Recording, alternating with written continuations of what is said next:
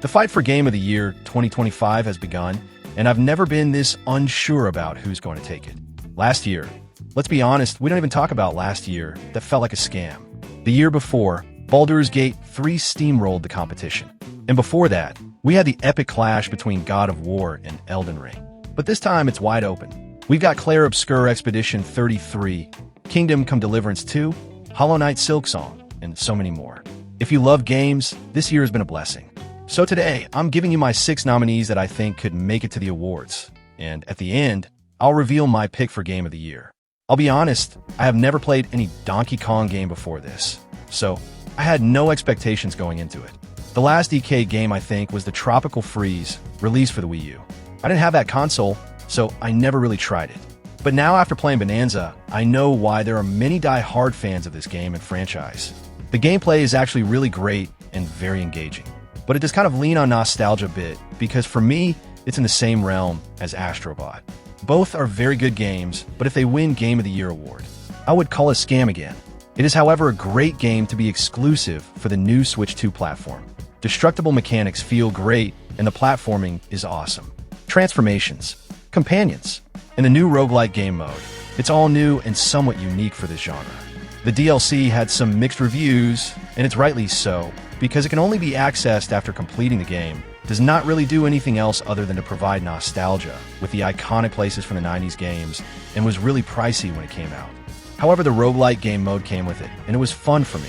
Starting from new with each playthrough, powering up Kong again, gave it replayability, and I had fun doing that. Does it deserve the award? No. Just like last year with Astro Bot. This game is really, really good, but winning the award, I think this year there are way too many good games to choose from. Oh yeah, I think this is the first 3D Donkey Kong game after the '99 release of Donkey Kong 64. 26 years in the making. This year, the creators of the Game of the Year winner, It Takes Two, came back with an even better 2-player co-op game, Split Fiction. Hazelight Studios, the developers of the game, revealed this game during the previous year's Scam Awards, and I was a bit hesitant about it. With Spider-Man 2 being the same game with a little extra, I thought this would be the same, but to my surprise it turned out to be way better. There's so many new things, new settings, new gameplay, and new characters. While the game did feel a little short, but I think it was the same length as It Takes Two. Selling over 2 million copies in a week, the reception shows how well this game was received by the community. The story is good too. 2 writers trapped in their own stories using the various tools to escape is good. You play as either Mio or Zoe, a sci-fi writer and a fantasy writer respectively, and your friend controls the other. While this is a 2-player co-op only game, it does give you a friend pass when you buy it, meaning if any one of you buys it, you can share it with another player and he or she can have it in their inventory as well. Alongside it, this game has cross-play support too, which is pretty awesome. It's very rare to see a studio under EA releasing such great caliber games, but Hazelight Studio has not disappointed yet.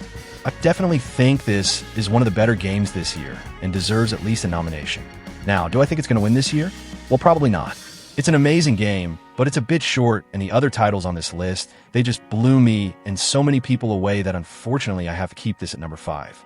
It was released for Windows, PlayStation 5, Xbox Series X and S on March 6th, and on Nintendo Switch on June 5th. Fun fact, Split Fiction is the first video game ever to receive the Excellent Swedish Design Award, presented by Prince Carl Philip of Sweden. Death Stranding 2 has mixed feelings and reviews from the community. But one thing is certain that anyone who has played both games have said, is that the sequel is better than the first one. Death Stranding was one of the most unique games I have ever played. The first time I picked it up, I had no idea what I was getting myself into. Is it a horror game? Is it an action-adventure? Or just a normal open-world survival game? The graphics were out of this world even now, and the eerie, spooky environment complemented well with the story. But the first part had its weaknesses. It felt like there were way too many of those same types of missions doing errands for a few people while avoiding getting detected by those creatures. Combat was almost non-existent. This time around, there's a lot more going on. They kept that same eerie atmosphere, the same vibes and uncertainty of what's going on, but worked on improving and fixing the weaknesses of the game. Like the combat has been improved, and there's more action now. You still do the chores, and it might feel a little repetitive at times, but with the added layers and varied gameplay, it keeps the players hooked. And it's made by Kojima, so you can expect a lot of weird things happening all around the game. The graphics are stunning, but being a PS5 exclusive, it can look like the other older titles at times. Also, they kept the same cast, Norman Reedus and Leah Seydoux, and some new cast as well, such as Elle Fanning, which is really cool. The story also takes place after the events of the first game. Don't worry, I won't spoil it. I would say that anyone who enjoyed the first game would absolutely fall in love with this one. It's such a unique and bizarre experience that I got really addicted to when I was playing it.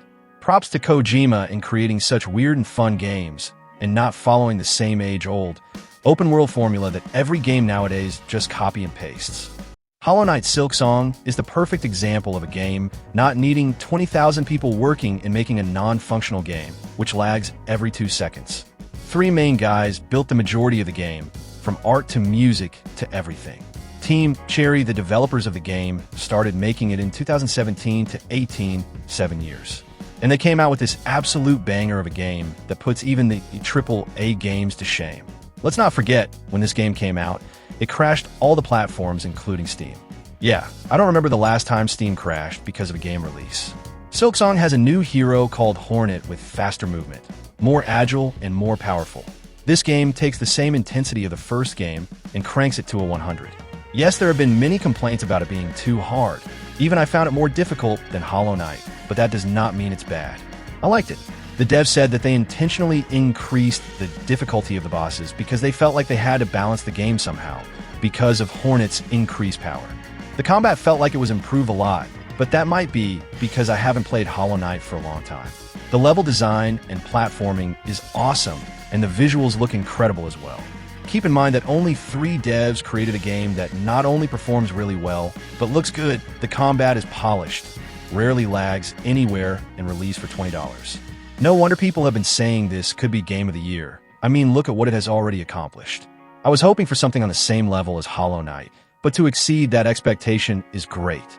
I'm not gonna lie, if there were not these other games on this list, I probably think this could have genuinely won the award this year. But nonetheless, anyone who hasn't played games of the genre before, I would highly recommend trying out this one.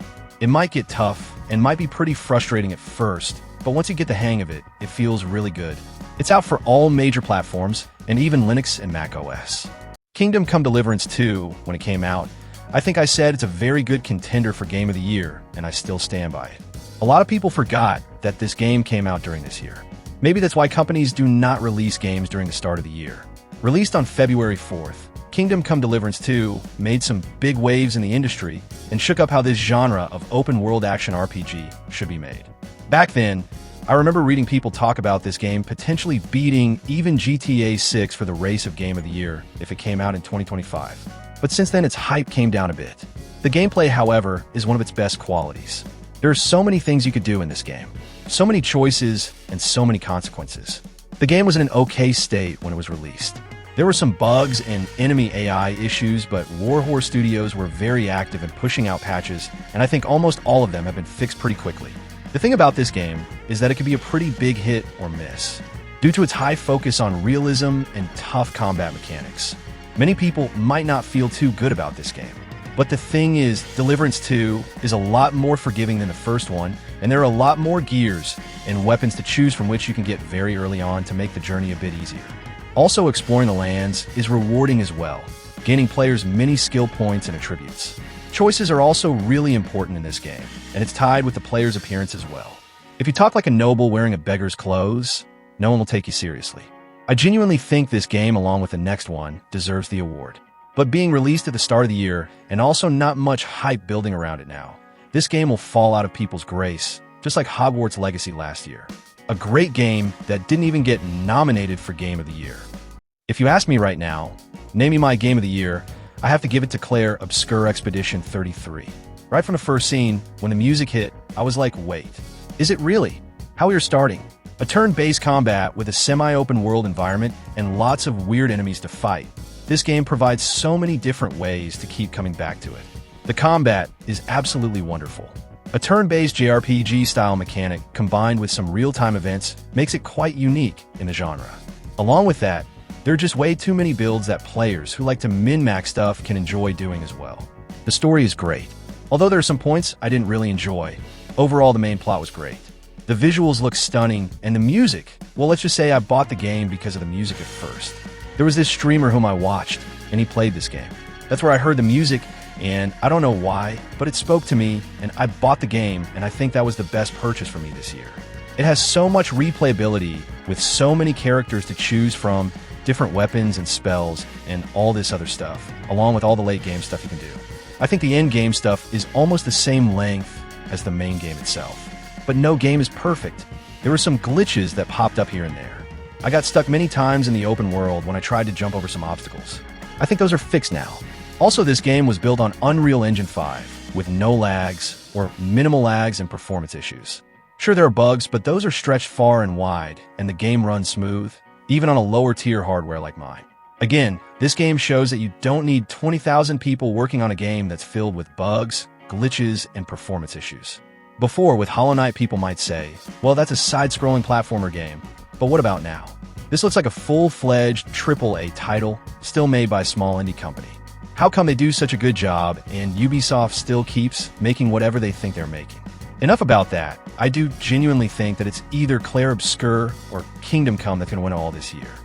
What do you think about this list? Which games did I miss? Or which one do you think is going to win the award this year? Let me know in the comments down below.